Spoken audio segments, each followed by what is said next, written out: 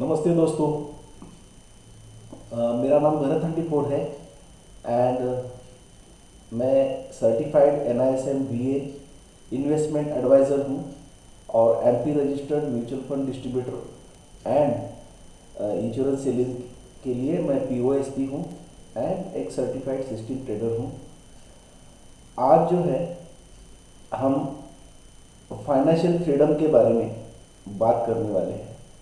Financial freedom का meaning है कि हमारी जो अभी इनकम चल रही है वो इनकम से हम कैसे उसको ठीक से मैनेज करके हमारा एक पोर्टफोलियो बना सके एंड जिससे हम थोड़ी थोड़ी इन्वेस्टमेंट करके लॉन्ग टर्म में हम सेविंग एंड इन्वेस्टमेंट के माध्यम से फाइनेंशियल फ्रीडम कैसे अचीव कर सकते हैं, इसके बारे में हम आज सीखने वाले हैं। दोस्तों,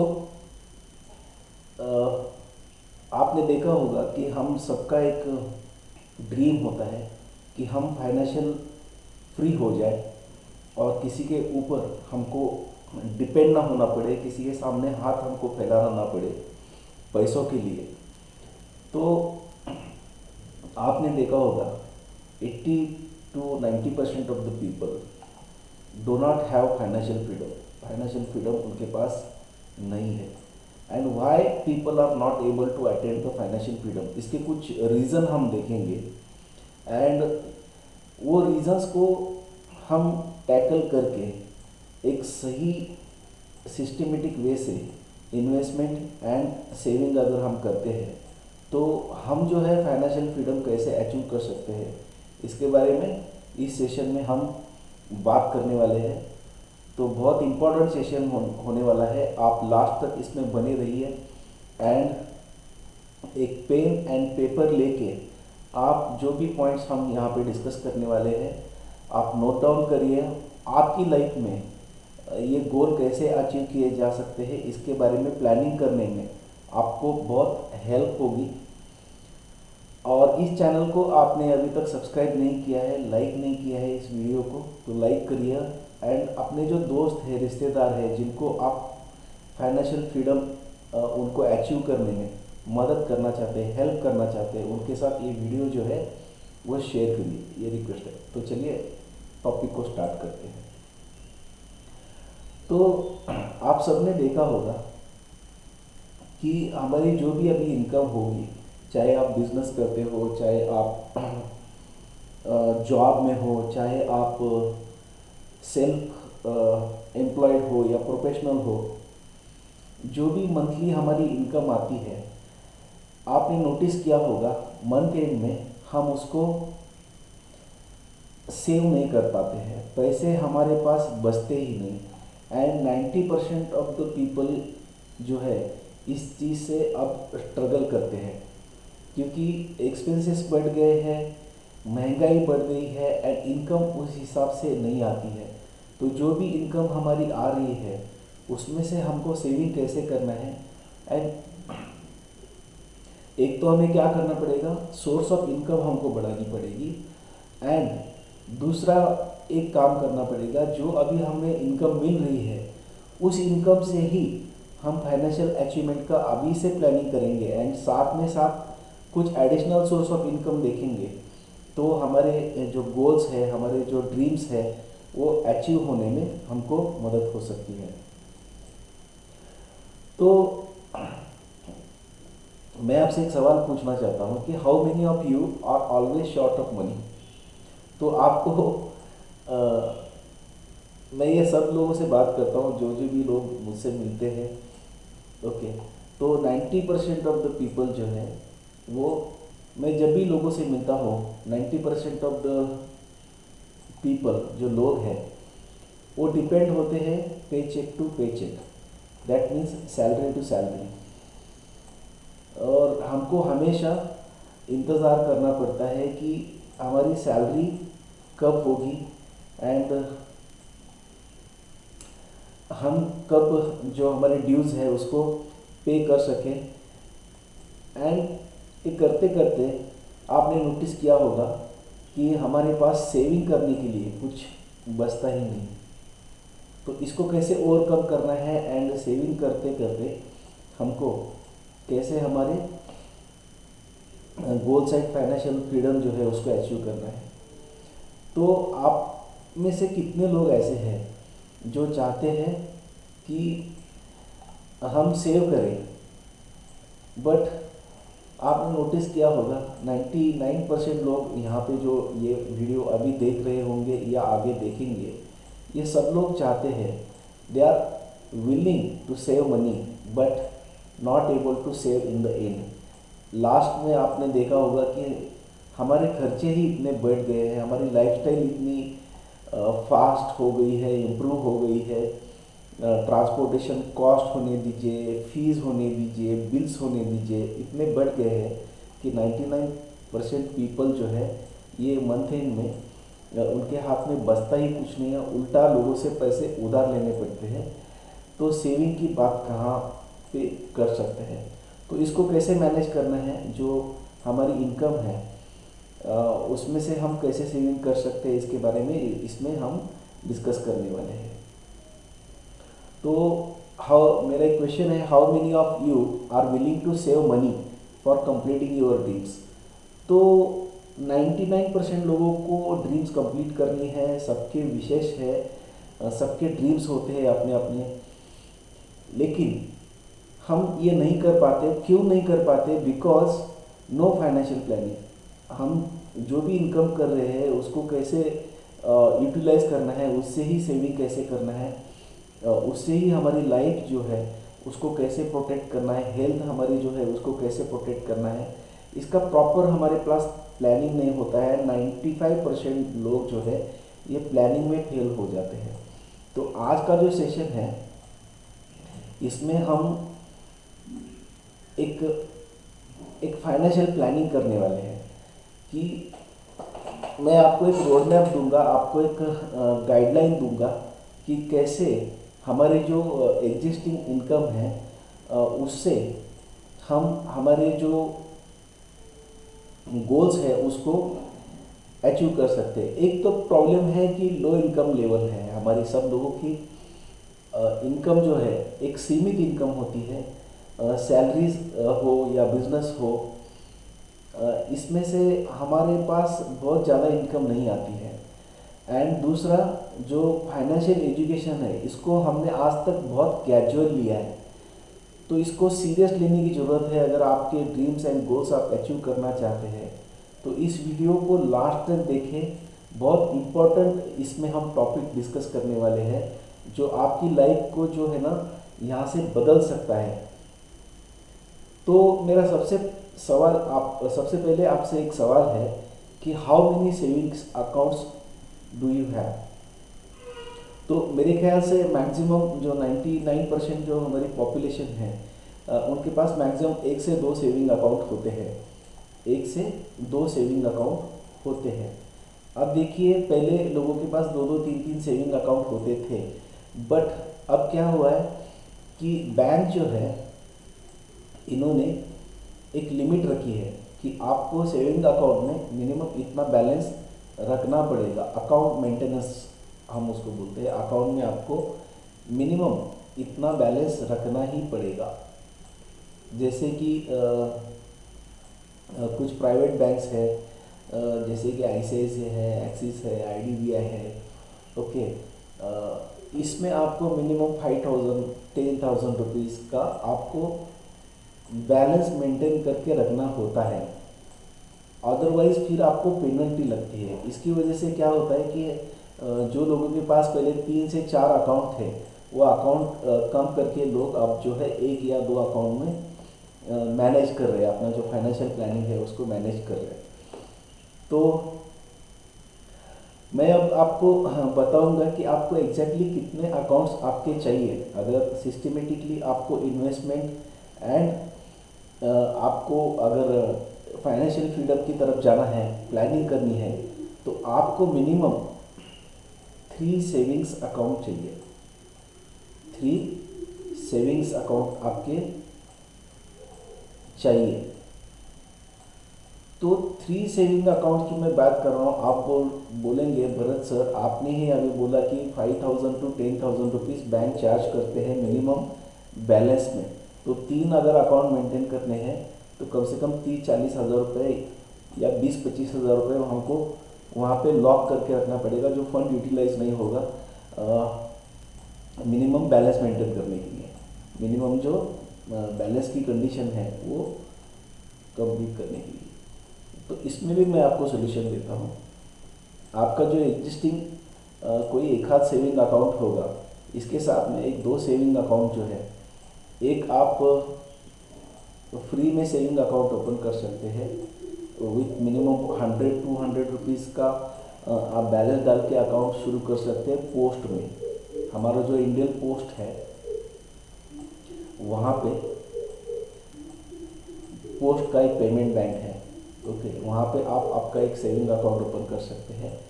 एंड किसी कोऑपरेटिव बैंक में, कोऑपरेटिव बैंक जो होते हैं, ओके, बहुत सारे कोऑपरेटिव बैंक हैं, वो भी हमको सेविंग अकाउंट का फैसिलिटी देते हैं। एंड 500 से 1000 रुपीज़ भी अगर वहाँ पे बैलेंस रखेंगे तो भी आपका अकाउंट वहाँ पे ओपन हो जाएगा। तो एक अकाउंट आप पोस्ट में ओपन करिए, एक अकाउंट कोऑपरेटिव में ओपन करिए, एंड एक आपका एग्जिस्टिंग अकाउंट ऑलरेडी होगा।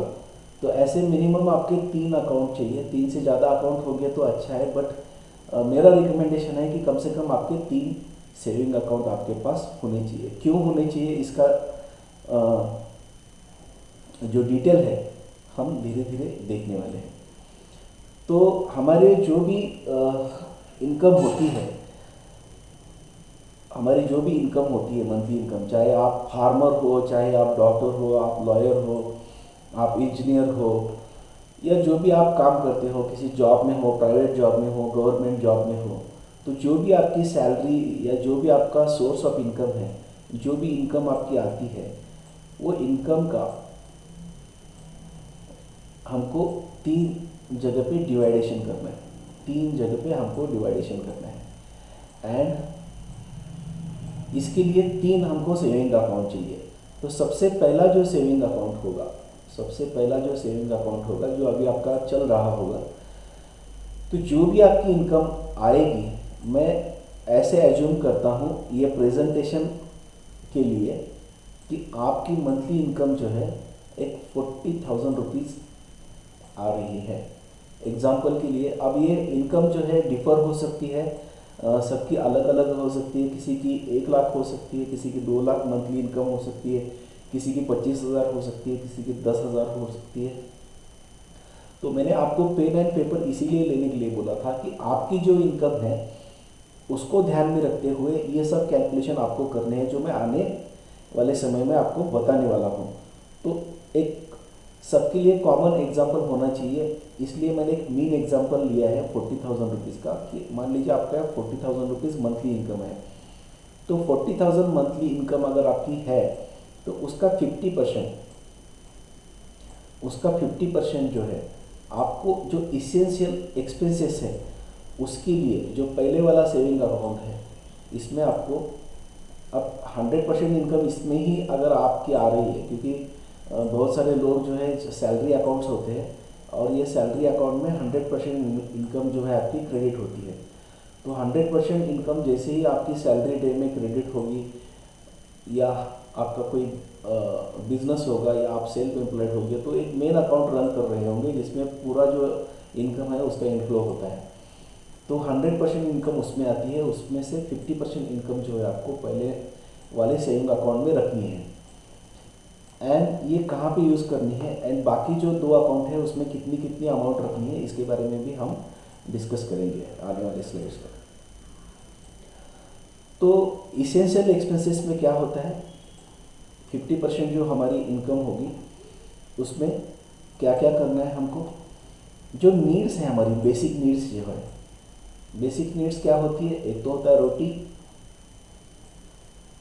ओके, रोटी में क्या आ गया, हमारा खाना, हमारी ग्रोसरी, हमारी वेजिटेबल्स, हमारा मिल्क वगैरह जो भी है वो अभी। उसके बाद में होता है मकान, मतलब हमारे रेंट हो गए, एंड उसके मकान के रिगार्डिंग जो भी खर्चे हैं, वो चाहे आपका अगर खुद का मकान है तो बहुत अच्छा है, तो उसके मेंटेनेंस कॉस्ट देने पड़ते हैं आपको, इलेक्ट्रिसिटी बिल देना पड़ता है एंड म्यूनसिपल कॉरपोरेशन के टैक्सेस देने पड़ते हैं वगैरह वगैरह। अगर आप रेंटेड है तो आपको रेंट देना पड़ता होगा, एंड अगर आपने लोन लेके रखा है, होम लोन वगैरह लेके रखा है, तो आपको ईएमआई देना पड़ेगा। तो ये हो गया मकान का। एंड तीसरा होता है रोटी कपड़ा और मकान, और होता है कपड़े। ये हम हर मंथ नई खरीदी करते हैं, साल में 2-3 बार हम इसको खरीदी करते हैं। फिर भी इसको मैंने बेसिक नीड्स में पकड़ा है, क्योंकि ये बेसिक नीड्स में है। तो 50% जो है आपको इन चीज़ों के ऊपर खर्चा करना है। एक तो आपका रेंट या ईएमआई जाएगा। अगर आप खुद के घर में रहते हैं तो बहुत अच्छा है, ये इनकम आपकी सेव हो जाएगी, तो इसको आप डाइवर्ट कर सकते हैं आने वाले जो दूसरे सेविंग अकाउंट्स हैं उसमें। फिर ग्रोसरी के ऊपर और वेजिटेबल्स एंड मिल्क, जो भी आपके खर्चे होंगे, ओके, खाने के लिए आप बाहर जाते होंगे मंथ में 1 या 2 बार फैमिली के साथ, तो ये सब खर्चे इसमें आ जाएंगे। उसके बाद में क्लोथ्स एंड एजुकेशनल फीस होगी, या आप कुछ एडिशनल कोर्सेस वगैरह करते होंगे, आपका जॉब के लिए आना जाना या बिजनेस के लिए आना जाना होता होगा, आपके ऑफिस जाना पड़ता होगा या स्कूल कॉलेज जाना पड़ता होगा, तो ट्रांसपोर्टेशन कॉस्ट आती है। तो ट्रांसपोर्टेशन कॉस्ट इसमें इंक्लूड है, एंड इसमें सब बिल्स इंक्लूड है, जैसे कि आपके इलेक्ट्रिसिटी बिल है, ओके, या मिल्क के बिल है आपके, या आपके मोबाइल के बिल हो गए, ओके, आपके वाटर बिल हो गए। तो ऐसे जो भी बिल है ये सब बिल इसमें आ गए। तो ये जो बेसिक्स नीड्स है हमारी, इसके ऊपर हमको क्या करना है, 50% हमारी जो भी इनकम आ रही है, दैट मीन्स हमने एग्जांपल लिया है 40,000 रुपीज़ का, ओके, 40,000 रुपीज़ का एग्जांपल लिया है। तो इसका 50% अगर हम करेंगे तो 20,000 रुपीज़ हमारा नीड्स, जो हमारी बेसिक नीड्स है, मंथली एक्सपेंसेस हमारे जो है, इसके ऊपर हमको खर्चा करना है। अब इसमें ही हमको एडजस्ट करना पड़ेगा, ओके। अगर आप फाइनेंशियल फ्रीडम अचीव करना चाहते हैं, एक लॉन्ग टर्म के लिए वेल सेटल लाइफ चाहते हैं आपका, तो जो भी आपका मंथली इनकम है, इसको डिसिप्लिन के साथ अगर आप फॉलो करेंगे तो बहुत अच्छा एक आपका पोर्टफोलियो बन के आएगा। आपके जो फ्यूचर्स के नीड्स है, गोल्स है, आपकी फैमिली की जो सिक्योरिटी है, आपका जो एक गोल है, कुछ ड्रीम्स है, उसको अचीव करने के लिए जो हम प्लानिंग बता रहे हैं, उस प्लानिंग के ऊपर आप डिसिप्लिन के साथ अगर काम करेंगे यहाँ से आगे, तो मैं गारंटी देता हूँ आपको कि आपकी लाइफ जो है बहुत अच्छे से डिज़ाइन हो सकती है, चेंज हो सकती है, एंड आपके जो सपने हैं वो अच्छे से यहाँ से हम अचीव कर सकते हैं। तो शॉर्ट टर्म के लिए यहाँ पे 30% का प्रोविजन है। तो हमने क्या देखा, 50% जो है हमने हमारी जो बेसिक नेसेसिटीज़ है, बेसिक्स नीड्स है, उसके लिए हमने 50% इनकम जो है बाजू में कर रखी है, और ये हमारी सेविंग अकाउंट नंबर 1 में जाएगी। 100% फंड उसमें आएगा, उसमें से 50% फंड ही हमको हमारा जो मेन प्राइमरी अकाउंट है उसमें रखना है, एंड जो हमारा सेकंड अकाउंट होगा उसमें हमको 30% फंड रखना है। और ये कहाँ कहाँ पे खर्चा होगा, इसके बारे में अब आने वाले जो स्लाइड है उसमें हम डिस्कस करने वाले हैं। तो हमारे कुछ शॉर्ट टर्म्स नीड्स होते हैं, शॉर्ट टर्म गोल्स होते हैं, उसके ऊपर हमको खर्चा करने के लिए 30% अमाउंट जो है रिजर्व रखना है, जो भी आपकी इनकम होगी। तो हमने अभी क्या एग्जांपल देखा है कि 40K का एग्जांपल देख रहे हैं, 40,000 रुपीज़ का हम एग्जांपल देख रहे हैं। तो उसका 30%, दैट मीन्स 12,000 रुपये जो है हमारा ये 2 नंबर वाले अकाउंट में जाएगा। इसको ट्रांसफ़र करके रखना है 2 नंबर वाले अकाउंट में, और इसको मेंटेन करिए। देखिए बहुत अच्छे रिजल्ट्स आएंगे आपको, बहुत अच्छे रिजल्ट्स आपको आएंगे। तो ये 30% सेविंग जो है इसमें हम दो पार्ट करेंगे। 12,000 रुपये जो हम सेव कर रहे हैं सेकंड नंबर वाले अकाउंट में, इसमें हमको दो पार्ट करनी है।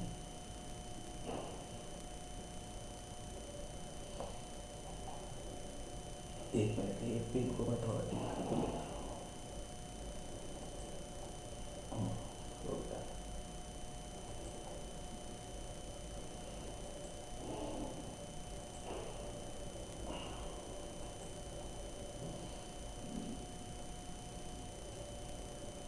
तो इसमें दो पार्ट करने हैं। हमारा जो 30% का सेकंड नंबर अकाउंट है इसमें, तो इसमें से 15% जाएगा विशेष एंड वांट्स। हमारे कुछ विशेष होते हैं, छोटे छोटे विशेष होते हैं, जैसे कि अभी मान लीजिए हमारे पास कोई मोबाइल है, उसको हम अपग्रेड करना चाहते हैं। तो एक छोटी विश होती है कि अभी मान लीजिए हम 4G का फ़ोन यूज़ कर रहे हैं और हमको अपग्रेड करना है 5G में। ओके, तो एक छोटी विश होती है हमारी। और मान लीजिए हम अभी पब्लिक ट्रांसपोर्ट से आते जाते हैं, रिक्शा से आते जाते हैं, तो हमारा एक ड्रीम होता है कि हमारा खुद का एक बाइक होना चाहिए। ओके, ऐसे छोटे छोटे विशेष होते हैं। एंड जैसे कि मान लीजिए कोई मूवी रिलीज़ होती है या होने वाली है, तो हमको मूवी देखने के लिए फ्रेंड्स के साथ जाना अच्छा लगता है, उनके साथ कहीं खाने पीने के लिए जाने के लिए, या बर्थडे पार्टी सेलिब्रेट करना है उसमें जाने के लिए। मतलब एक छोटे छोटे विशेष एंड वांट्स होते हैं। तो इसको हमको इग्नोर नहीं करना है, इसको एंजॉय करते करते ही हमको सेविंग्स भी करनी है एंड हमारा फाइनेंशियल जो फ्रीडम है उसको हमको प्लानिंग करना है। तो 30% का जो फंड है, टोटल 12,000 का फंड था, उसमें से 6,000 रुपीज़ जो है आपको इसके लिए खर्चा करना है। ओके, क्योंकि यहाँ पे हमने 15% मेंटेन किया है। तो जो टोटल इनकम है उसका 15% अगर मान लीजिए तो 40,000 का 15% होता है 6,000 रुपीज़। तो 6,000 आप कहाँ पे खर्चा कर सकते हैं?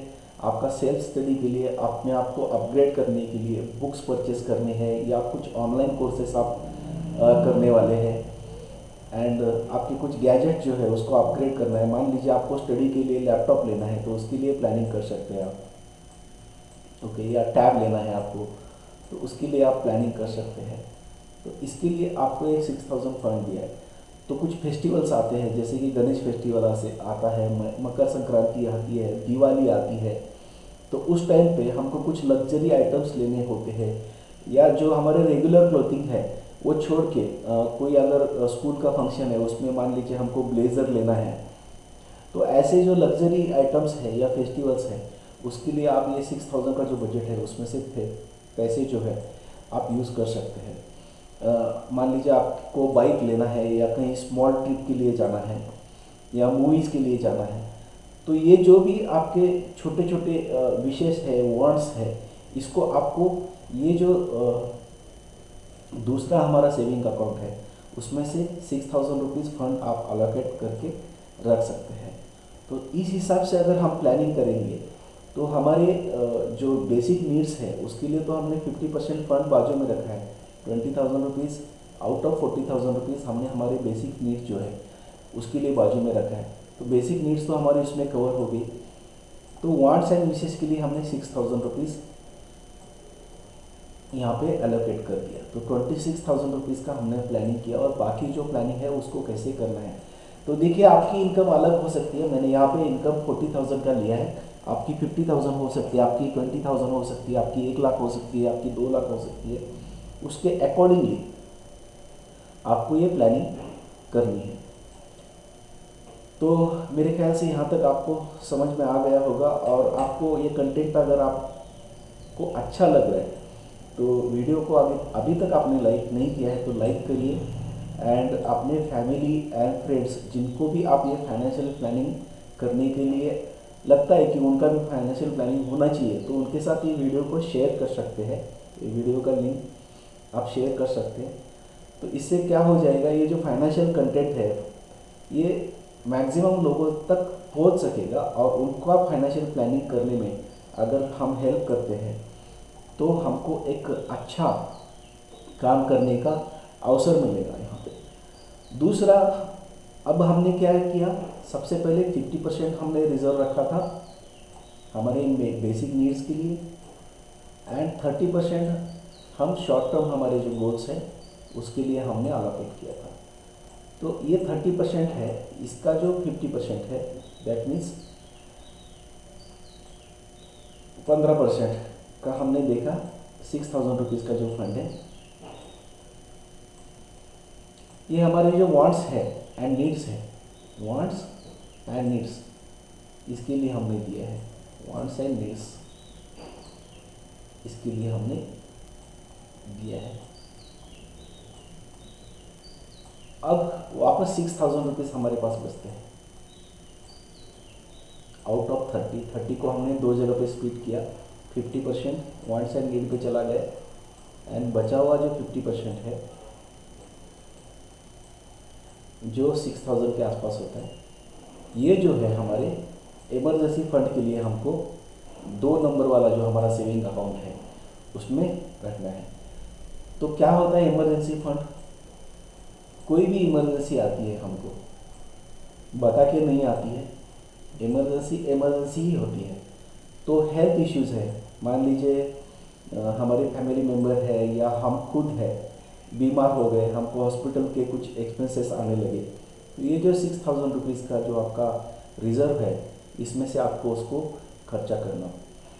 इमरजेंसी मतलब मान लीजिए हमारा कोई मेम्बर है, उसको डॉग ने बाइट कर लिया, कुत्ते ने काट लिया, ठीक है, ऐसा हो सकता है, नहीं बोल सकते। हमने किसी फ्रेंड्स के घर में गए एंड उसके घर में मान लीजिए जर्मन शेपर्ड है या कोई डॉग है अच्छे क्वालिटी का वहाँ रखा है, या गली में घूमने वाले कुछ डॉग्स हैं वो बाइट कर सकते हैं। हम बाथरूम में फिसल के गिर गए, हमको चोट आ गई, हम बाइक चलाते हैं, कहीं पे एक्सीडेंट हो गया, बाइक का एक्सीडेंट हो गया, तो ऐसे कुछ भी इमरजेंसी सिचुएशन जो होते हैं उसके लिए हमारे पास फंड्स बचते नहीं है, क्योंकि हम प्रॉपर प्लानिंग नहीं करते हैं। तो ये हम अगर प्रॉपर प्लानिंग के साथ चलेंगे तो आपको किसी के सामने हाथ फैलाने की ज़रूरत नहीं होगी in case of emergency situation. तो इमरजेंसी सिचुएशन किसी के साथ भी हो सकती है, आपके साथ हो सकती है या आपके जो कोई फैमिली मेम्बर है उनके साथ भी हो सकती है। तो उस केस में आपके पास हमेशा फंड रिजर्व रहेगा, ऐसे केस में किसी के सामने आपको हाथ फैलाने की ज़रूरत नहीं होगी। एंड कुछ शॉर्ट टर्म गोल्स हो सकते हैं आपके। अब ये गोल्स जो है ये मतलब पर्सन टू पर्सन वेरी करते हैं। अगर कोई हेल्थ इश्यू नहीं आता, ऐसे नहीं होगा कि हर महीने आपको कुत्ता काटेगा या हर महीने आपका एक्सीडेंट होगा या हर महीने आपको हॉस्पिटलाइज होना पड़ेगा। ये कुत्ते का एग्जांपल मैंने समझाने के लिए दिया है आपको, इमरजेंसी के लिए, इसको मतलब पर्सनली मत ले लीजिए। मतलब ऐसा कोई भी इश्यू आ सकता है, जैसे कि कोरोना का इश्यू आ गया था, अचानक से कोरोना आ गया, ओके। तो ऐसे डिजीजेस और ये कुछ भी आ सकते हैं, अर्थक्वेक आ गया, फ्लड्स आ गए, तो उसको बोलते हैं हम इमरजेंसी। तो ऐसे इमरजेंसी के लिए हमारे पास फंड्स होना चाहिए। तो ये हर महीने नहीं आएगा, तो ये फंड्स आपके पास थोड़ा थोड़ा बचेंगे। जैसे कि हमने 6,000 इसके लिए अलोकेट करके रखा है, तो हर महीने 6,000 खर्चा नहीं होगा। हो सकता है सर्दी ज़ुकाम होगा, आपको जो भी होगा, मेडिसिन के बिल्स होंगे, या अचानक कोई अनअरेंज्ड इवेंट आ गया, तो उसके लिए 1,000-2,000 रुपीज़ आप खर्चा भी करेंगे, तो भी 4,000-5,000 आपके पास बच सकता है। तो वो आप आपके शॉर्ट टर्म गोल के लिए यूज़ कर सकते हैं, शॉर्ट टर्म गोल के लिए आप यूज़ कर सकते हैं। या 2 नंबर वाला जो हमारा सेविंग अकाउंट है, इसमें हमेशा इसको बैलेंस रखिए। तो इमरजेंसी सिचुएशन जब भी आएगी तब आप उसको यूज़ कर सकते हैं।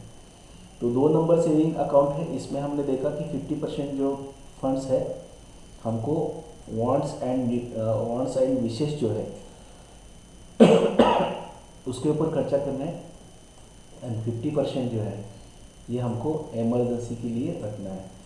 तो 6,000 हमारा जाएगा वांट्स एंड, इस एग्जांपल के हिसाब से मैं बोल रहा हूँ, आपके हिसाब से हो सकता है ये अमाउंट वेरी हो, एंड 6,000 हमारा जाएगा इमरजेंसी सिचुएशंस के लिए सेविंग में।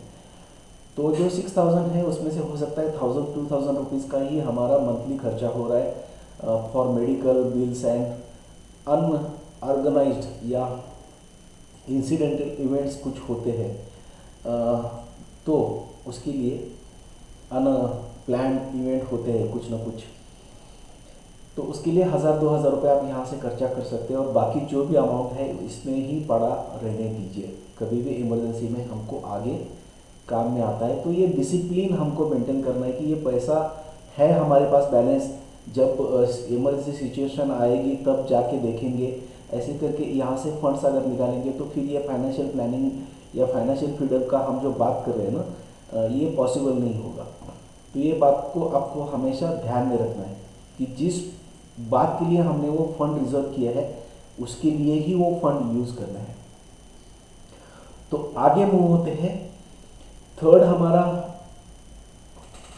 जो टॉपिक है वो long term saving and investment के लिए हमको फंड्स जो है अलोकेट करने हैं। तो अब तक एक रिवीजन करते हैं हम। अब तक हमने देखा पहला सेविंग अकाउंट जिसमें 50% जो है हमको फंड्स रखना है नीड्स, जो बेसिक नीड्स है रोटी कपड़ा मकान, उसके लिए। दूसरा वाला जो सेविंग अकाउंट है उसमें 30% फंड रखना है हमको, एंड उसमें हमने दो पार्ट देखे। ओके, दो पार्ट देखे, एक वांट्स एंड नीड्स एंड दूसरा इमरजेंसी फंड। अब आ रहे हैं हम थर्ड पार्ट के ऊपर। थर्ड पार्ट है लॉन्ग टर्म के हमारे जो कुछ गोल्स होते हैं उसके लिए हमको कहीं पे सेविंग करनी है, कहीं पे इन्वेस्टमेंट करना है।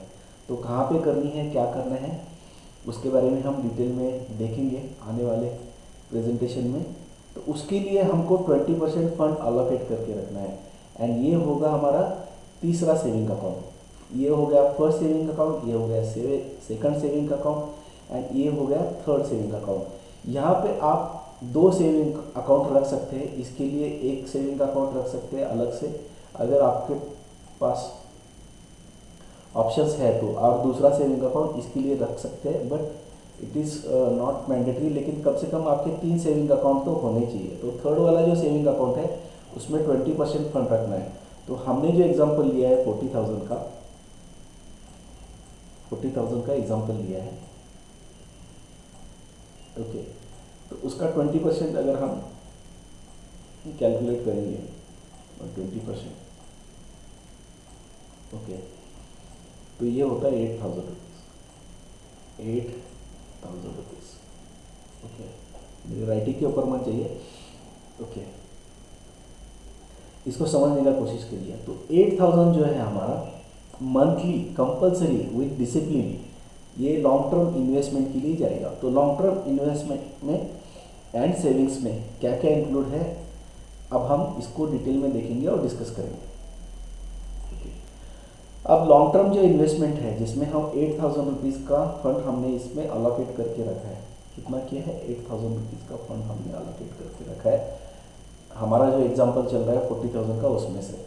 तो आपका हो सकता है फंड अलग हो, आपकी अमाउंट अलग से हो सकती है।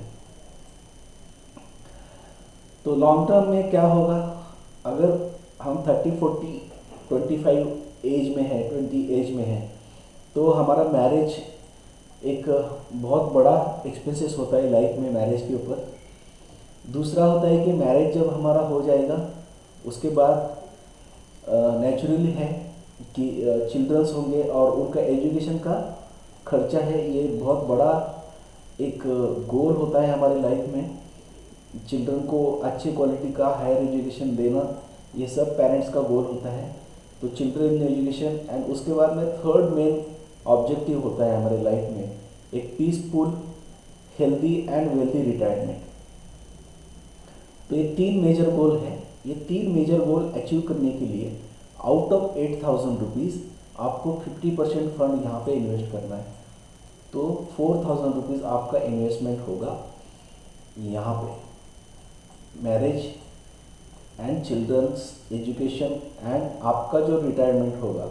तो अब मान लीजिए हम हो सकता है 20 के एज में ये वीडियो देख रहे होंगे, आप 25 के एज में ये वीडियो देख रहे होंगे, कोई होंगे जिनका 30 एज चल रहा है, हो सकता है किसी का 40 एज चल रहा होगा, किसी का 50 एज चल रहा होगा। तो आपके एज के अकॉर्डिंगली ये वेरी करेगा, ये कैलकुलेशन वेरी करेंगे। बट मैं आपको एक बेसिक स्ट्रक्चर दे रहा हूँ कि आपको सेविंग एंड इन्वेस्टमेंट का प्लानिंग कैसे करना है।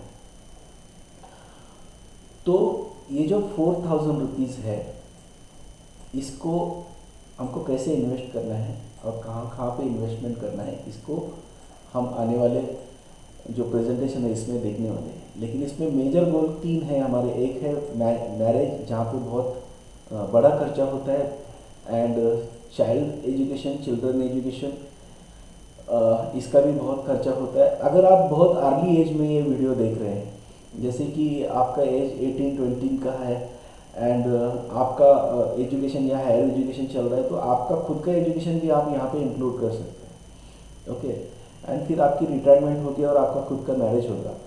तो ये प्लानिंग अगर आप अभी से करेंगे तो ये जो बड़े खर्चे हैं, इसका बर्डन आप आपकी फैमिली के ऊपर नहीं डालेंगे, और ये खुद आपके जो सेविंग्स है, आपकी जो इन्वेस्टमेंट है, उससे आप अपना खुद का मैरिज कर सकते हैं, खुद का आप रिटायरमेंट का प्लानिंग कर सकते हैं, और आपके जो बच्चे होंगे उनका बहुत अच्छे क्वालिटी का एजुकेशन का प्लानिंग कर सकते हैं।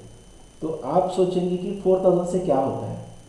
4000 से बहुत कुछ होता है। मैं आपको कुछ एग्जांपल्स भी दिखाऊंगा। जैसे कि हम एक रिटायरमेंट का पीरियड मानेंगे कि हम जब भी हम ये वीडियो देख रहे हैं, वहाँ से आगे 20 ईयर्स का हम एक रिटायरमेंट का, 20 ईयर्स के बाद हम रिटायरमेंट का गोल रखेंगे। जैसे कि आप 30 के एज में ये अगर वीडियो देख रहे होंगे, तो आप आपका रिटायरमेंट का प्लानिंग 50 ईयर्स का रख सकते हैं। ओके, आप 25 के एज में अगर ये वीडियो देख रहे हैं, तो आप यहाँ से 20 ईयर्स ऐड करिए, 45 में रिटायरमेंट का प्लानिंग कर सकते हैं। ओके, अगर आप 20 में वीडियो देख रहे हैं, तो आप 40 में रिटायरमेंट का प्लानिंग कर सकते हैं। रिटायरमेंट हो जाएगा आपका, अगर इस डिसिप्लिन के साथ, मैं जो बोल रहा हूँ इस सिस्टम के साथ आप इन्वेस्टमेंट एंड सेविंग्स करेंगे, तो 100% आपके गोल्स अचीव होने में आपकी मदद होगी। एक 4000 का एग्जांपल मैं आपको लाइव मार्केट में दिखाऊंगा कि कैसे आप कर सकते हैं।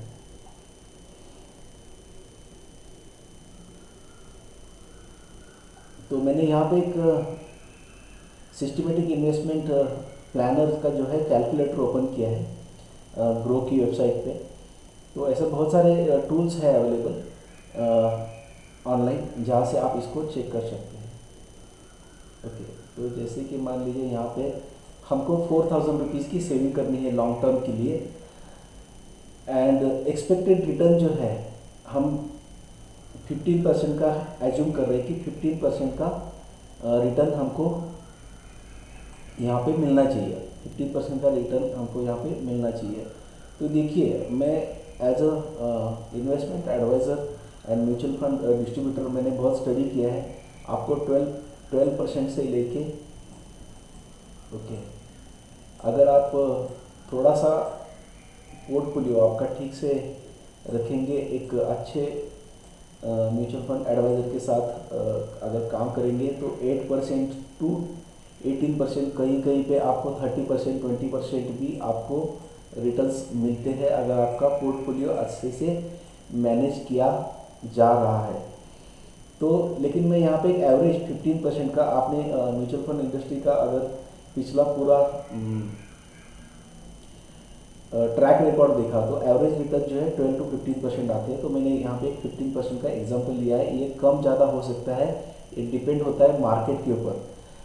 तो मैं एक डिस्क्लेमर देना चाहता हूँ यहाँ पे कि ये डिपेंड होता है मार्केट के ऊपर, मार्केट की रिस्क होती है, तो ये रिटर्न कम भी हो सकते हैं और ये ज़्यादा भी हो सकते हैं। मैंने एक एवरेज पकड़ा है यहाँ पे 15% का। तो एक 4000 रुपीज़ का इन्वेस्टमेंट, हम 4000 क्यों ले रहे हैं, क्योंकि हमने कैलकुलेशन में 4000 देखा है, इसलिए एक 15% पर एनम इसमें आपका अगर आपको रिटर्न मिल रहा है, और टाइम पीरियड हमने रिटायरमेंट का पकड़ा है 20 ईयर्स का, तो 20 ईयर्स यहाँ पे मैंने डाल दिया है। तो हमारा इन्वेस्टमेंट होगा टोटल 20 ईयर्स में 9,60,000 रुपीज़ का, एंड हमारे जो एस्टिमेटेड रिटर्न्स होंगे वो 51 लाख रुपीज़ के होंगे। तो इसको दोनों को अगर हम एडिशन करेंगे तो 60 लाख रुपीज़ का कॉर्पस आपके पास आ जाएगा at the time of retirement. तो ऐसे आप प्लानिंग कर सकते हैं। आपकी जो भी अमाउंट होगी यहाँ पे आपको एंटर करनी है। आपका हो सकता है 10,000 हो, आपका 50,000 हो, 1 लाख रुपए हो, कि उसके हिसाब से आपको यहाँ पे फिगर डाल के कैलकुलेशंस करनी है। तो 10% आप जो है एलोकेट कर सकते हैं आपकी लॉन्ग टर्म इन्वेस्टमेंट के जो ये 3 मेजर गोल है उसके लिए। उसके बाद में सबका एक ड्रीम होता है कि हमारा खुद का एक घर होना चाहिए। जिनके पास घर नहीं है, जिनके पास है, उनके लिए अच्छा है ये 5%। फिर आपका जो ये सेविंग है, आप जो कि लॉन्ग टर्म के इन्वेस्टमेंट के लिए मैंने आपको 10% बोला था, उसमें 5% ऐड करके वहाँ पे 15% आप इन्वेस्टमेंट कर सकते हैं। तो एज़ पर देखिए, हर एक का बैकग्राउंड, हर एक का इकोनॉमिकल स्टेटस अलग अलग होता है। सबका एक जैसा होगा ऐसा नहीं बोल सकता। मैंने एक कॉमन एग्जांपल लिया है कि आपके पास घर नहीं है और आप रेंटल रहते हैं, या हो सकता है आपका ईएमआई पे घर हो सकता है। तो वहाँ पे आपका जो ईएमआई है उसको कम करने के लिए 5% आप अलग से सेविंग करना स्टार्ट करेंगे, और इससे जो इनकम आएगी उससे आप लोन रिकवरी कर सकते हैं जल्दी। तो ऐसे आपका जो सिचुएशन है उसके अकॉर्डिंगली आप प्लानिंग कर सकते हैं। तो हमने देखा था 40,000 रुपीज़ का एग्जाम्पल, कि 40,000 रुपीज़ की आपकी इनकम है एंड उसका 5% अगर निकालेंगे तो ये होता है 2,000 रुपीज़। तो 2,000 रुपीज़ अगर हम इन्वेस्टमेंट करते हैं फॉर 10 ईयर्स पीरियड और 20 ईयर्स पीरियड, 15 ईयर्स पीरियड, तो आपका एक ड्रीम होम भी बन सकता है। तो इसको मैं लाइव कैलकुलेशन में दिखाऊंगा आपको, सिर्फ कैलकुलेटर में डाल के। आप भी देख सकते हैं, आपके जो अमाउंट्स होंगे उसके हिसाब से आप यहाँ पे कम ज़्यादा कर सकते हैं। तो यहाँ पे हमारे एग्जांपल में 2,000 रुपीज़ का है एंड पीरियड जो है इसको कम करके मैं 15 ईयर्स का कर रहा हूँ, और एक्सपेक्टेड रिजल्ट जो है हमारे 15% है। तो एक 13 लाख रुपीज़ की 13,50,000 की अमाउंट यहाँ पे आपके पास आ रही है, जिसमें आप आपका छोटा सा एक घर का प्लानिंग कर सकते हैं। फिर आप अगर या कोई फ्लैट लेने का प्लानिंग कर रहे हो या प्लॉट लेके वहाँ पे घर कंस्ट्रक्ट करने वाले हो, तो आपके जो भी रिक्वायरमेंट है उसके हिसाब से आप उसको फंड एलोकेट कर सकते हो। यहाँ पे 5% की जगह पे आप 7% कर सकते हो, 10% कर सकते हो।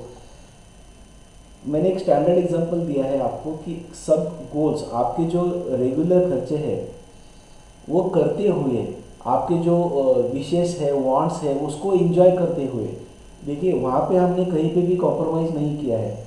वो करते करते हम लॉन्ग टर्म के लिए, हमारे जो मैरिज है, हमारा जो रिटायरमेंट है एंड हमारा जो ड्रीम होम है, हमारी जो ड्रीम कार है, उसके लिए, सबके लिए हमने फंड अलोकेट किया है। एंड इसको डिसिप्लिन तरीके से आप अगर फॉलो करते हैं, थर्ड वाले अकाउंट जो है उसमें से 10% अमाउंट हमारे लॉन्ग टर्म गोल जो है उसके लिए देने हैं, एंड उसमें से 5% आप ड्रीम होम के लिए रख सकते हैं। उसके बाद में 3% अमाउंट जो है हमारी जो कार होगी, सबका सपना होता है, आपकी कार का सपना हो सकता है, आपका बाइक का सपना हो सकता है, उसके लिए आप 3%, 4%, 5% आपके जो फंड्स है उसके हिसाब से आप एलोकेट कर सकते हो। तो यहाँ पे हमारा हो जाएगा 1,200 रुपीज़ पर मंथ हम बाजू में करेंगे, इन्वेस्टमेंट करेंगे, सेविंग करेंगे, हमारा जो भी बाइक होगा या कार होगा उसके लिए। तो 3,000 का भी एग्जांपल लेके अगर आप कैलकुलेट करेंगे, सॉरी 1,200 रुपीज़ का भी एग्जांपल लेके आप कैलकुलेट करेंगे, तो एक अच्छा खासा जो है फंड यहाँ पे आपका बन सकता है। ओके, यहाँ पे हम 1,200 रुपीज़ का अमाउंट डालेंगे। ओके, एंड 10 ईयर्स का पीरियड पकड़ेंगे, क्योंकि इतने समय तक कौन रुकेगा। तो एक 3.5 लाख रुपीज़ का फंड आ रहा है, जिसमें हम एक आल्टो जैसा एक छोटा सा कार या कोई एक सेकेंड हैंड कार लेके हमारा काम जो है चल सकता है, या अगर आपको दूसरी बड़ी कार का प्लानिंग करना है तो उसका डाउन पेमेंट वगैरह देके आप आपकी कार का प्लानिंग कर सकते हैं। या आपको कोई बाइक लेनी है, सुपर बाइक लेनी है, तो कोई भी सुपर बाइक इंडिया में है वो आपकी आ जाएगी, क्योंकि तब तक इन्फ्लेशन थोड़ा सा बढ़ेगा। जो अभी बाइक 1.5-2 लाख रुपए में आ रही है, तो तब तक वो ये 3-3.5 लाख रुपए में वो बाइक 10 साल के बाद आप अफोर्ड कर सकते हैं।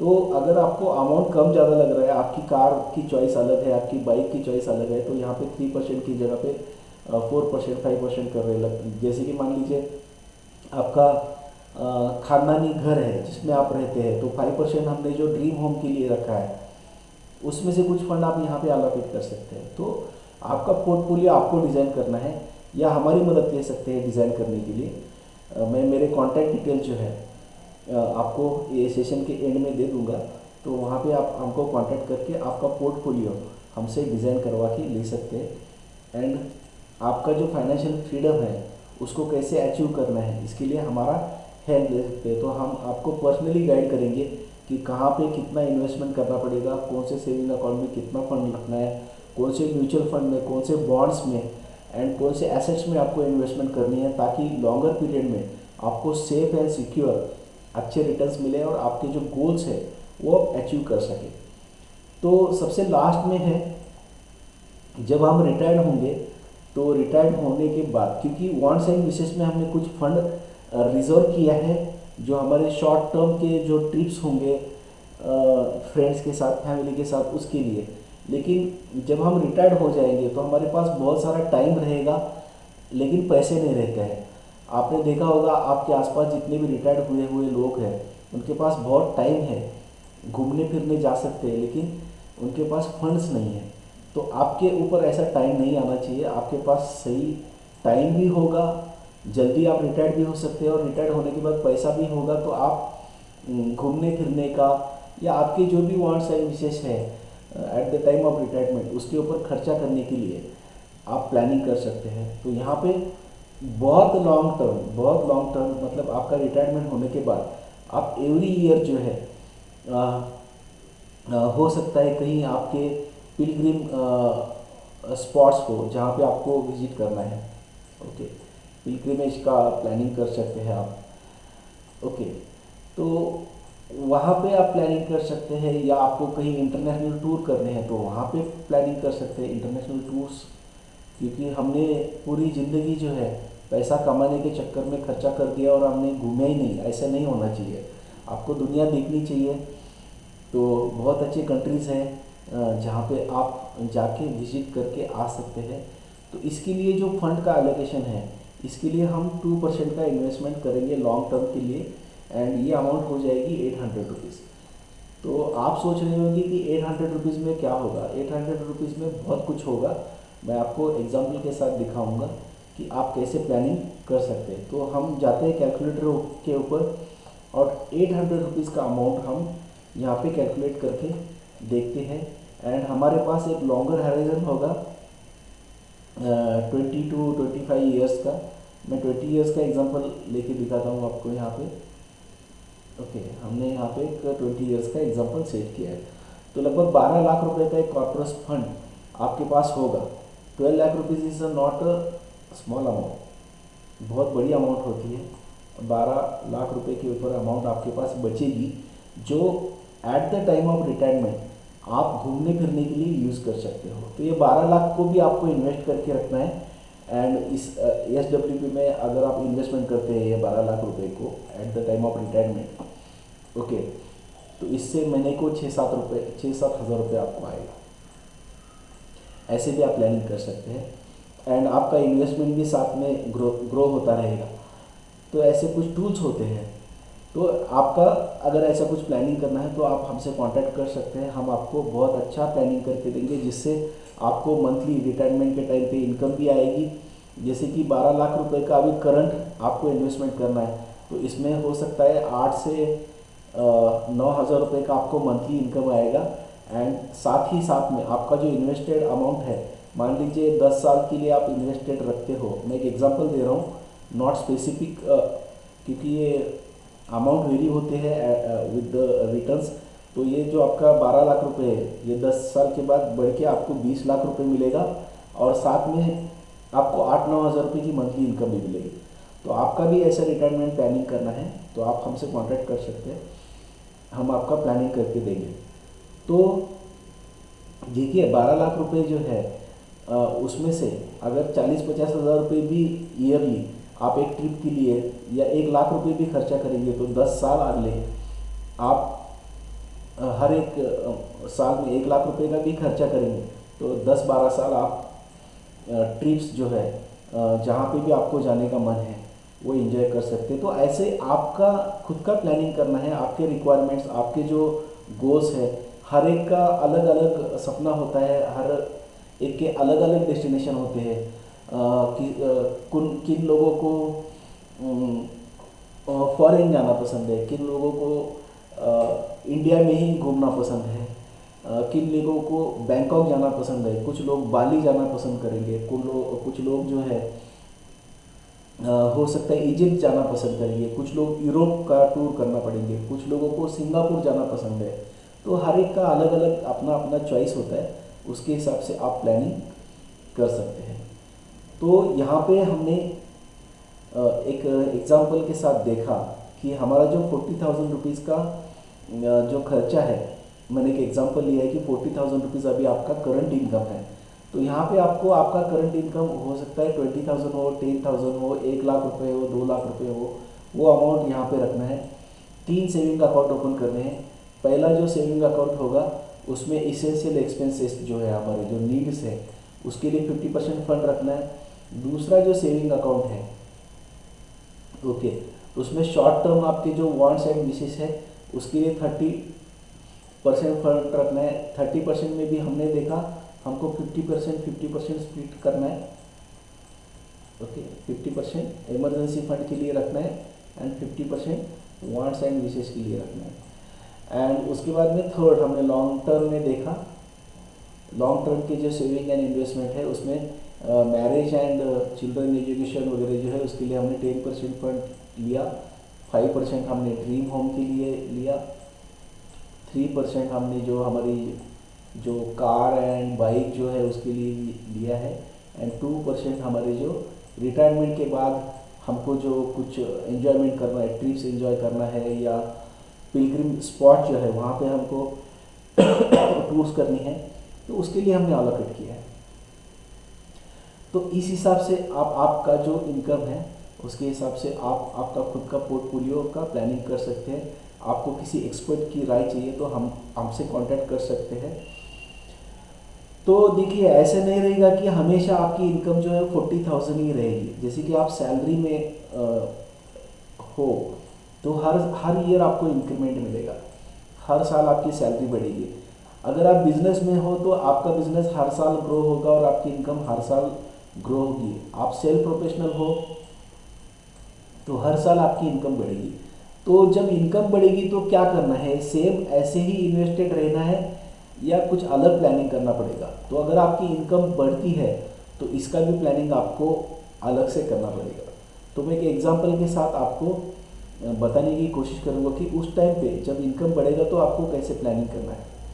तो जैसे कि मान लीजिए आपका 40,000 से सैलरी हाइक होके आपका सैलरी जो है मान लीजिए 50,000 रुपीज़ का हो गया, तो 10,000 रुपीज़ का आपको एडवांटेज मिल गया, आपको बढ़त मिल गई, आपको एक्स्ट्रा इनकम आने लगा। तो हम क्या करेंगे, 10,000 रुपीज़ अब हमारे पास एक्स्ट्रा आ रहा है तो उसको खर्चा करने का हम प्लानिंग करके रखेंगे कि इसको कहाँ पे खर्चा करना है। तो बिफोर एक्सपेंसेस हमको सेविंग के बारे में पहले सोचना है। यहाँ से आगे अगर आप फाइनेंशियल फ्रीडम अचीव करना चाहते हो आपकी लाइफ में तो पहले सेविंग एंड इन्वेस्टमेंट के बारे में सोचना है और उसके बाद एक्सपेंसेस के बारे में सोचना है। तो हमने यहाँ पे 50% फंड अलॉकेट किया था 40,000 के एग्जांपल में नीड्स के लिए। तो इसकी जगह पे जब भी आपकी इंक्रीमेंट होगी तो अभी आपको क्या करना है, 40,000 रुपीज़ फंड अलॉकेट करना है यहाँ पे जो नीड्स एंड एक्सपेंसेस है। तो 50,000 का 40% हो गया 20,000 रुपीज़। तो हमने फंड्स कुछ कम नहीं किए हैं, फंड्स उतने ही हैं। हमारे नीड्स एंड हमारे जो एक्सपेंसेस है रोटी कपड़ा मकान के लिए, तो फंड्स उसमें उतना ही है। यहाँ पे मान लीजिए इन्फ्लेशन की वजह से आपको 20 की जगह पे 22,000 कर दीजिए, और बचा हुआ जो फंड है पूरा जो है आपको लॉन्ग टर्म इन्वेस्टमेंट में लगाना है। ओके, तो इस एग्जांपल में मैंने ऐसे दिखाया है कि आपको 20,000 में ही एडजस्टमेंट करना है, क्योंकि एक आध साल आप एक स्ट्रिक्ट शेड्यूल के साथ अगर एक्सपेंसेस फॉलो करेंगे तो फिर आपका वो हैबिट बन जाएगा, आपका एक रूटीन बन जाएगा, आपका रिचुअल हो जाएगा। तो आपको 20,000 में आपके खर्चे जो है वो कैसे मैनेज करने हैं इसकी प्रैक्टिस हो जाएगी, तो वो बाद में हो जाएगा। तो 20,000 इसके लिए है हमारे वांट्स एंड विशेष के लिए, सॉरी 20%। एंड 40% जो है, अब यहाँ पे हम पहले 20% कर रहे थे। ओके, तो यहाँ पे हमने बढ़ा दिया, एंड यहाँ पे 30% कर रहे थे, यहाँ पे हमने 30% की जगह पे 20% कर दिया। ओके, यहाँ पे 20% कर दिया, फिर भी हमारा 2,000 रुपीज़ यहाँ पे फंड बढ़ेगा, क्योंकि 40,000 का जो फंड था अब उसकी जगह पे हम 50,000 से कैलकुलेट कर रहे हैं। ओके, तो हो सकता है आपका 50,000 हो सकता है आपका 60,000 रुपीज़ का इंक्रीमेंट हो सकता है आपका पहले 1 लाख था, आप 1.5 लाख रुपये इनकम स्टार्ट हुआ। तो हर एक का केस अलग अलग होता है, उसके हिसाब से आप कंपेयर कर सकते हैं। तो जब भी इन्वेस्टमेंट आपका जैसे ही यहाँ पे अमाउंट आपका बढ़ेगा, इंक्रीमेंट मिलेंगे आपको या पेमेंट बढ़ेंगे, आपके बिजनेस में प्रॉफिट बढ़ेंगे, तो जितने खर्चे हैं उतने में ही खर्चे चलाने हैं, बाकी जो भी एक्स्ट्रा अमाउंट है आपको long term saving and investment में लगाना है, ताकि अच्छा corporate amount at the time of retirement आपके पास आना चाहिए। तो कहाँ पे आपको इन्वेस्ट करना है? हमारा जो करंट इन्फ्लेशन चल रहा है तो वो चल रहा है अराउंड 6 to 7% जो इन्फ्लेशन है। तो हमको ऐसे जगह पे इन्वेस्ट करना है जहाँ पे आपको मोर देन 8% रिटर्न मिल रहा है। तो ये कहाँ पे मिलते हैं, क्या मिलते हैं, इसके एक्सपर्ट गाइडेंस आपको चाहिए तो आप हमको कांटेक्ट कर सकते हैं, हम आपको हेल्प करेंगे। या आप गूगल कर सकते हैं, या आपके कोई फाइनेंशियल एडवाइज़र आपके एरिया में है, उनकी आप राय ले सकते हैं कि कहाँ पे मैं इन्वेस्टमेंट करूँ।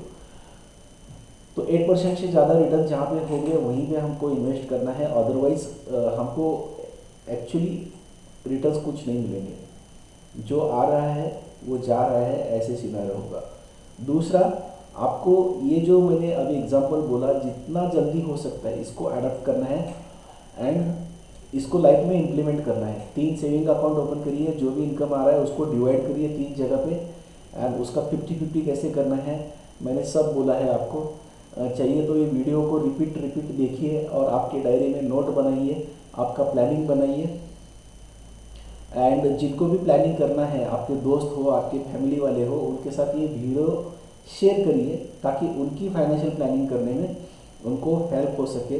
किसी को अगर फाइनेंशियल प्लानिंग करनी है, रिटायरमेंट की प्लानिंग करनी है, तो आप हमारा रिकमेंडेशन उनको कर सकते हैं। तो यहाँ पे मैंने एक एग्जांपल दिया है कि अगर आप अर्ली स्टार्ट करते हो इन्वेस्टमेंट के लिए तो क्या बेनिफिट होता है। जैसे कि मान लीजिए ये बंदा है, इसका नाम देंगे हम ए, एंड दूसरा एक बंदा है जिसका नाम हम देंगे बी, जो एक स्मार्ट इन्वेस्टर है, क्योंकि इसको हमने सूट कोट में लिखा है। क्यों दिखाया है, इसके पीछे कुछ लॉजिक है जो मैं आपको समझाता हूँ। जैसे कि मान लीजिए ए जो पर्सन है वो उसके एज के 40 ईयर्स में इन्वेस्टमेंट स्टार्ट करता है एंड वो स्टॉप करता है बाय 20 ईयर्स। 20 साल तक वो इन्वेस्टेड रहता है और हर महीने वो इन्वेस्ट कर रहा है 10,000 रुपये। तो इस हिसाब से 60 ईयर्स में उसने प्लानिंग किया है कि एट द एज ऑफ 60 मैं रिटायरमेंट लूँगा, एंड 40 से वो इन्वेस्टमेंट स्टार्ट करता है, 20 ईयर्स कंटिन्यूसली हर महीने वो 10,000 रुपीज़ इन्वेस्ट कर रहा है। तो एक 12% पर एनम का रिटर्न्स के हिसाब से ये कैलकुलेशन किया है। तो टोटल उसका इन्वेस्टमेंट होता है लगभग 24 लाख रुपीज़ का। ये जो 20 साल का पीरियड है उसमें इन्वेस्टमेंट होता है 24 लाख रुपीज़ का, एंड उसकी जो वैल्यू है, ये जो इन्वेस्टमेंट पहले महीने से हो रही है 10,000 रुपीज़ कंपाउंड होगा, उसके बाद में नेक्स्ट मंथ में 10,000 आ जाएगा, तो 20,000 रुपीज़ कंपाउंड होना स्टार्ट हो जाएगा।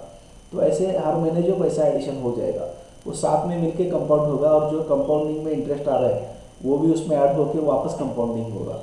तो एट द एज ऑफ 60 इसका जो कॉर्पस बनेगा, एक फंड जो बनेगा, वो 1.33 करोड़ रुपीज़ के अप्रॉक्सीमेट बनेगा। ओके, जो 60 ईयर्स के टाइम पे, रिटायरमेंट के टाइम पे इनको मिल सकता है। अब जो हमारा जो दूसरा बंदा है, बी स्मार्ट वाला बंदा, वो क्या करता है, एट द एज ऑफ 30, बहुत अर्ली, इसके 10 साल पहले वो डिसीजन लेता है कि भरत सर ने जो बोला है वैसे मैं फाइनेंशियल प्लानिंग करूँगा। जो स्टेप्स उन्होंने बोले हैं कि 3 सेविंग अकाउंट ओपन करने हैं, मैं 3 सेविंग अकाउंट ओपन करूँगा और डिसिप्लिन के साथ मैं इन्वेस्टेड रहूँगा, तीनों अकाउंट में फंड डाइवर्ट करूँगा और 50% मैं खर्चे मैनेज कर लूँगा घर के, 30% जो है मेरे वांट्स एंड विशेष पे खर्चा करूँगा, एंड स्ट्रिक्टली 20% जो है मैं लॉन्ग टर्म के सेविंग के लिए यूज़ करूँगा। इस फॉर्मूले को जितना जल्दी आप एडप्ट करोगे, जैसे कि ये जो हमारा बी है स्मार्ट इन्वेस्टर, इसने क्या किया, ए से पहले 10 साल पहले उसने डिसीजन लिया। ए ने 40 ईयर्स में डिसीजन लिया था, बी ने जो है 30 years at the age of 30 उसने डिसीजन लिया, और उसने भी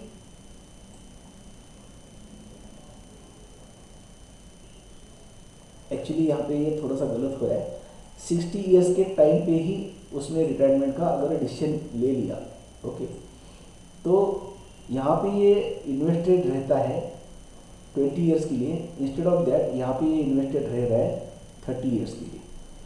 तो 30 ईयर्स के लिए जो इन्वेस्टमेंट होगा वो 36 लाख, 36 यहाँ पे 24 लाख रुपीज़ हो रहा है, यहाँ पे 36 लाख का इन्वेस्टमेंट हो जाएगा। इस स्लाइड में थोड़ा सा गलत प्रेजेंटेशन हुआ है, तो 36 लाख रुपीज़ का इन्वेस्टमेंट होगा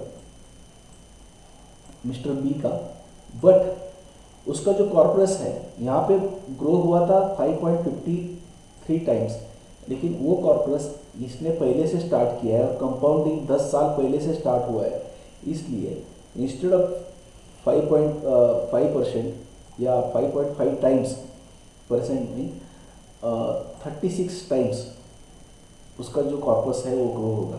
तो जो 36 लाख रुपीज़ का जो टोटल इन्वेस्टमेंट अमाउंट है उसका value at the time of retirement 60 years के 4.30 करोड़ रुपीज़ होगा। तो यहाँ पे 4.30 करोड़ हो रहा है और यहाँ पे 1.30 करोड़ हो रहा है, तो 3 करोड़ रुपीज़ का डिफरेंस हो रहा है। एंड यहाँ पे इन्वेस्टमेंट अगर आप देखेंगे तो 24 लाख का इन्वेस्टमेंट यहाँ पे हुआ था और यहाँ पे 36 लाख रुपीज़ का हो रहा है। That means only 12 lakh rupees का डिफरेंस आ रहा है, बट 12 लाख रुपीज़ के डिफरेंस के ऊपर 3 करोड़ रुपीज़ सरप्लस मिल रहा है आपको। तो ऐसे अर्ली अगर आप प्लानिंग करते हैं रिटायरमेंट के लिए, तो जितना जल्दी डिसीजन लेके, starting early is the key, बहुत जल्दी आपको इन्वेस्टमेंट के डिसीजन लेके एक लॉन्ग टर्म के लिए इन्वेस्टमेंट्स के डिसीजन जो है उसके ऊपर आपको आगे जाना पड़ेगा। तो जितना जल्दी हो सकता है डिसीजन ले लीजिए। आपका पोर्टफोलियो मैनेज करने के लिए आप हमसे कांटेक्ट कर सकते हैं, हम आपको अच्छे से गाइड करेंगे। इसका स्क्रीनशॉट ले लीजिए। ओके, तो यहाँ पे हमने एक्सप्लेन किया है कि आपका कौन कौन से एसेट्स में कौन से एज में कितना इन्वेस्टमेंट होना चाहिए। ओके, यहाँ पे एसेट टाइप दिया है, यहाँ पे हमने एज दिया है 20 to 30, 30 to 40, 40 to 50 and 50 to 60, and यहाँ पे एसेट क्लास दिया है, जैसे कि रियल एस्टेट में आपका इन्वेस्टमेंट कितना होना चाहिए। जैसे कि अभी अब इनकम ज़्यादा नहीं है, बहुत अमाउंट, क्योंकि रियल एस्टेट में अगर इन्वेस्टमेंट करना है तो हमको लाखों रुपए में इन्वेस्टमेंट करना पड़ता है, क्योंकि कोई प्रॉपर्टी 10,000 50,000 में नहीं आती है।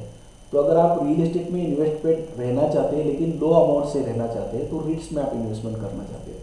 तो रिट्स क्या होता है ये अगर आपको पता नहीं है और स्टिल आपको इन्वेस्टेड रहना है रियल एस्टेट में, तो आप हमको कांटेक्ट कर सकते हैं। तो रिट्स को हम आपको एक्सप्लेन करेंगे और आपको वहाँ पे इन्वेस्टमेंट करने के लिए आपको हेल्प करेंगे। फिर आप डेट फंड में इन्वेस्टमेंट कर सकते हैं, गोल्ड फंड में इन्वेस्टमेंट, गोल्ड बॉन्ड्स में इन्वेस्टमेंट कर सकते हैं, इक्विटी एंड म्यूचुअल फंड में कर सकते हैं, डायरेक्ट इक्विटी में कर सकते हैं। मीन्स आप किसी कंपनी के शेयर्स वगैरह ले सकते हैं, स्टॉक्स ले सकते हैं। तो कौन से कंपनी के लेने हैं, कौन से कंपनी के नहीं लेने हैं, किस में पोटेंशियल अच्छा है, किस में मल्टीबैगर आपको पोर्टफोलियो जो है ग्रो होने में हेल्प होगा। ये सब जो हेल्प हम आपको करेंगे। तो जैसे कि आपका जो एज है, मान लीजिए 20 का और 30 का बीच में है, तो रियल एस्टेट में आपको 10% इन्वेस्टमेंट करना है। डेट फंड में अभी आपको इन्वेस्टमेंट करने की ज़रूरत नहीं है। 10% आप गोल्ड बॉन्ड्स में कर सकते हैं। 50% आपको इक्विटी एंड म्यूचुअल फंड में करना है। डायरेक्ट इक्विटी में 30% करना है। तो आपके एज के हिसाब से यहाँ पे हमने एलोकेशन का चार्ट दिया है। इसका स्क्रीनशॉट लेके आप आपका प्लानिंग कर सकते हैं। अगर आपको बहुत अच्छी प्रोफेशनल गाइडेंस चाहिए तो हम है आपकी मदद के लिए, आप हमको कांटेक्ट कर सकते हैं। तो एक लॉन्ग होराइजन में जो भी एसेट्स में आप इन्वेस्टमेंट करना चाहते हैं, वहाँ पे अभी तक कितने रिटर्न मिल रहे हैं उसका भी आपको पता होना चाहिए। तो एक बार इसको भी आप देख लीजिए। जैसे कि एफडी जो है, फिक्स डिपॉजिट, सबसे ज़्यादा जो हमारे इंडिया के इन्वेस्टमेंट होते हैं 80 to 90% फिक्स डिपॉजिट्स में होते हैं। और जहाँ पे ऑन एवरेज 5 to 6% मिलते हैं रिटर्न्स। अभी ये कम होने लगे, पहले 8-7% मिलते थे। अब कुछ बैंक जो है 5%, स्टेट बैंक जैसे बैंक है वो 4.50% वगैरह अभी एफडी पे रिटर्न दे रहे हैं। Excuse me. तो ये जो रिटर्न्स है ये वेरी होते हैं। मतलब जब कब आप वीडियो देखेंगे मुझे पता नहीं है। मैं जो वीडियो रिकॉर्ड कर रहा हूँ तब के करंट प्राइसेस में बोल रहा हूँ। ओके, तो आपका जो फंड है वो डबल होने के लिए 14 ईयर आपको इन्वेस्टेड रहना पड़ेगा। जैसे कि डेट फंड है, ऑन एवरेज 7 to 8% रिटर्न देते हैं डेट फंड। ये भी वेरी होती है। गवर्नमेंट के इंटरेस्ट रेट जो है इसके ऊपर ये वेरी होते रहते हैं। बट लॉन्ग टर्म के लिए एक बहुत अच्छा safe and secure investment tool है। तो यहाँ पे अगर आपको पैसा अगर डबल होने के लिए टाइम देखना है तो 11 ईयर्स के लिए आपको इन्वेस्टेड रहना पड़ेगा। गोल्ड ने अच्छे खासे रिटर्न्स दिए हैं और अभी भी अच्छे खासे रिटर्न्स दे रहा है। 8 ईयर्स यहाँ पे आपको इन्वेस्टेड रहना पड़ेगा if you want to double your money. Okay, saving account में 3 to 4% रिटर्न मिलते हैं और इसमें विदाउट विड्रॉइंग योर मनी अगर आप इन्वेस्टेड रहते हैं तो 24 ईयर्स लगते हैं आपको to double your money. Current account में तो कुछ बेनिफिट नहीं मिलते हैं, उल्टा आपको करंट अकाउंट में बैलेंस मेंटेन रखना पड़ता है, अदरवाइज आपको फाइन लगता है।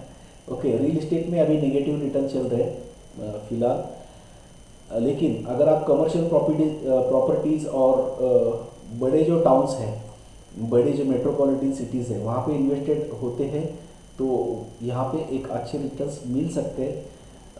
क्योंकि अभी जो Tier 2 Tier 3 सिटीज़ हैं वहाँ पे इतने ज़्यादा रियल एस्टेट के प्रॉपर्टीज जो है वैकेंट है। मतलब जितना डिमांड है उससे ज़्यादा अभी सप्लाई है, तो थोड़े से नेगेटिव रिटर्न चल रहे हैं यहाँ पे। लेकिन फिर भी आपको अच्छी प्राइम लोकेशन में जो प्रॉपर्टीज़ है वहाँ पे अगर इन्वेस्टेड रह के वहाँ पे रिटर्न्स कमाना है तो रीट से आप कर सकते हैं। इससे कैसे करना है और यहाँ ये कहाँ पे होता है, क्या होता है, तो इसमें आपको हम हेल्प करेंगे और अच्छे खासे यहाँ से भी रिटर्न्स आपको जनरेट हो सकते हैं। ओके, तो उसके बाद में शेयर मार्केट में आप कर सकते हैं। तो निफ्टी जो है, निफ्टी जो इंडेक्स है उसने on average 14 to 16% per annum return दिए हैं। तो किसी भी स्टॉक्स में या